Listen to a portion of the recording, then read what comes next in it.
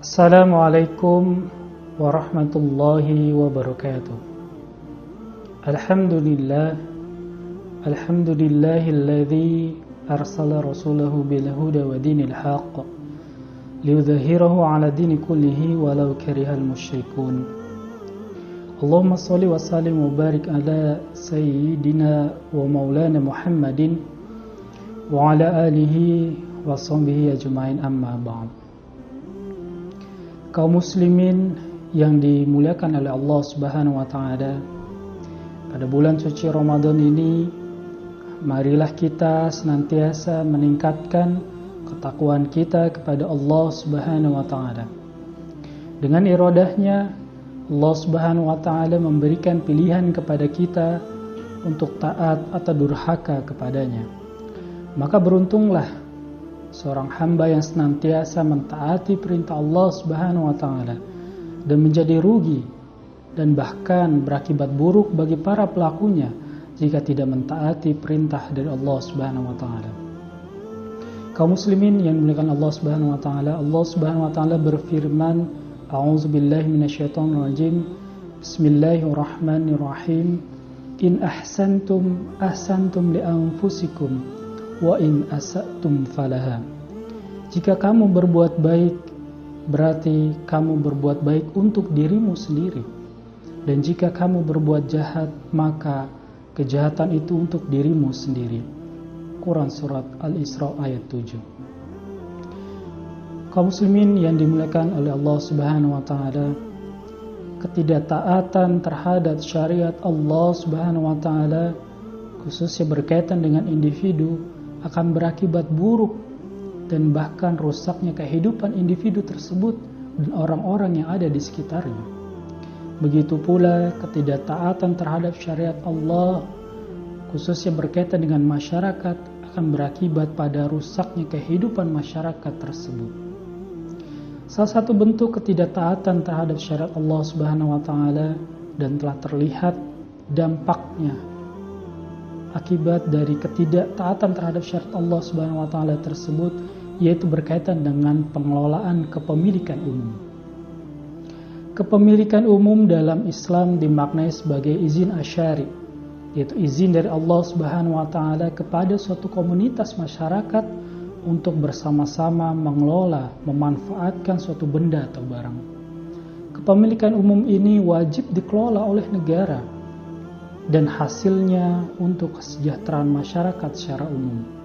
Dan menjadi haram kepemilikan umum ini jika dikuasai oleh individu tertentu, swasta atau bahkan asing. Di antara beberapa dalil terkait dengan kepemilikan umum ini, di antaranya Ibnu Abbas radhiyallahu anhu menuturkan bahwa Rasulullah sallallahu alaihi wasallam bersabda, Al-muslimuna syuruka'u fi thalathatin, fil ma'i wal kala'i wan nari. Kaum muslimin berserikat dalam 3 hal, yaitu air, padang gembala, dan api. Anas radhiyallahu anhu menambahkan, wathamanuhu haram, dan mengambil harganya adalah haram. Imam At-Tirmizi juga meriwayatkan sebuah hadis dari Abiyad bin Hammal. Dalam hadis tersebut diceritakan bahwasanya Abiyad bin Hammal ini pernah meminta tambang garam kepada Rasulullah SAW untuk dikelolanya. Kemudian Rasulullah SAW memberikan tambang garam tersebut kepada Abiyad bin Hammal. Setelah Abiyad bin Hammal ini pergi, salah seorang sahabat yang ada di majelis tersebut bertanya kepada Rasulullah SAW, "Wahai Rasulullah, tahukah engkau apa yang telah engkau berikan kepadanya?" Kemudian seorang sahabat tersebut berkata, "Innama qata'ta lahu al-ma'a al-idda." Sesungguhnya engkau memberikan sesuatu yang bagaikan air yang mengalir. Kemudian Rasulullah SAW menarik kembali tambang garam tersebut dari Abiyad bin Hammal. Kaum muslimin yang dimuliakan oleh Allah Subhanahu wa taala, al-ma'a al-idda dalam hadis tersebut dimaknai sebagai air yang jumlahnya begitu besar sehingga mengalir terus-menerus. Hadis tersebut menyerupai tambang garam yang jumlah kandungannya begitu besar dengan air yang mengalir. Pada awalnya Rasulullah SAW memberikan tambang garam ini kepada Abid bin Hammal. Ini menunjukkan bolehnya memberikan tambang garam walaupun tambang-tambang yang lainnya dalam jumlah yang memang tidak terlalu besar. Tetapi setelah Rasulullah SAW mengetahui tambang garam yang diberikan itu jumlah depositnya begitu besar, maka Rasulullah SAW menarik kembali tambang garam tersebut. Sehingga tambang garam dan juga tambang-tambang yang lain yang jumlah kandungannya begitu besar masuk ke dalam kategori kepemilikan umum. Oleh karena itu, barang-barang yang masuk ke dalam kategori kepemilikan umum ini seperti penguasaan sumber daya air, pengelolaan padang gembala atau hutan, api atau energi. Di dalamnya pun juga di dalam hadis tersebut terkait dengan tambang, ada tambang emas, tambang perak, tambang batu bara, tambang minyak, dan tambang-tambang yang jumlahnya begitu besar. Ini tidak boleh dikuasai oleh individu atau swasta atau bahkan asing. Negara wajib mengelolanya untuk kepentingan dan kesejahteraan masyarakat. Kaum muslimin yang dimuliakan oleh Allah Subhanahu wa taala, akibat pelanggaran atau ketidaktaatan terhadap syariat Allah Subhanahu wa taala, negeri yang kaya raya ini harus kehilangan sebagian besar sumber daya alamnya. Di sisi lain masih banyak masyarakat yang hidup di bawah garis kemiskinan.